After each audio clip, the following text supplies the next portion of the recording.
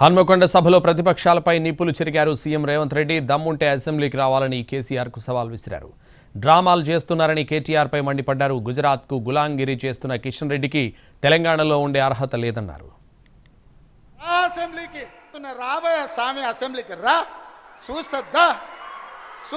ఎవడో ఇస్తే రాలే కుర్చీలకు తొక్కుకుంటొచ్చిన కుర్చీలో నిన్ను తొక్కుకుంటొచ్చిన గుర్తు పెట్టుకో, రా అసెంబ్లీకి మాట్లాడదాం, తేలుద్దాం, సిద్ధంగా ఉన్న తారీఖు పెట్టు, సమయం పెట్టు, వచ్చి చెప్తా బిడ్డ నీ సంగతి.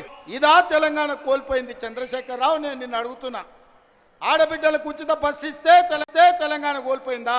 ఆర్టీసీ డ్రైవర్లతో ఇందిరా పార్క్ దగ్గర ధర్నా చేపిస్తావా?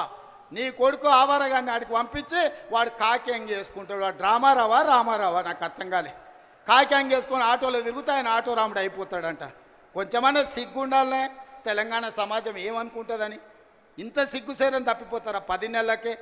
ఇట్లాంటి నేను ఎవరిని చూడలే. తెలంగాణ రాష్ట్ర ఏర్పాటునే అపహాస్యం చేసిన నరేంద్ర మోడీ తెలంగాణ ద్రోహి. అలాంటి తెలంగాణ ద్రోహికి నువ్వు బానిసవై, గులామువై నువ్వు గుజరాత్ పోతే నువ్వు గుజరాత్ పోయి గార్దులను కాసుకో కిషన్ రెడ్డి.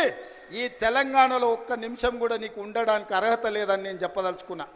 ఇన్ని రోజులు నువ్వు అంటే గౌరవ మర్యాద ఉండే, అందుకే మాట్లాడేటప్పుడు ఆచితూచి మాట్లాడేటోని కిషన్ రెడ్డి గురించి.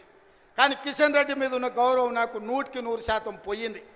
తెలంగాణ రాష్ట్ర వ్యతిరేకించి తెలంగాణ రాష్ట్ర పౌరుషాన్ని అవమానించిన నరేంద్ర మోడీకి నువ్వు గులాంగా మారినవంటే నువ్వు తెలంగాణ బతకడానికి అర్హత కోల్పోయినవు. కిషన్ రెడ్డి తట్టపెట్ట సర్దుకొని నడువు గుజరాత్కు, నువ్వు ఆన్ని పోయి గులాంగిరి చేసుకో.